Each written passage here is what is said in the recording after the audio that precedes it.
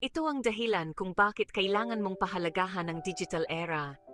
Sa isang kisap mata, pinalapit tayo ng FaceTime, ginagawang mainit at agarang tawanan ang mga ngiti mula sa malayo. Narito kung paano tayo binago nito. Isipin mo, isang dekada na ang nakalipas, naghihintay ng mga araw, marahil mga linggo para sa mga sulat mula sa mga mahal sa buhay. Ngayon sa isang tap lang, magkaharap na tayo ng mga kaibigan sa buong mundo. Hindi lang ito tungkol sa pagkikita, tungkol ito sa pakiramdam na mas malapit kapag pinaglayo tayo ng buhay. Isang lola sa Italia ang nanonood ng unang hakbang ng kanyang apo sa Canada. Isang sundalo, milya-milya ang layo, nagpapadala ng goodnight kiss sa kanyang anak na babae. At sino ang makakalimot sa mga late-night study session o mga biglaang hello?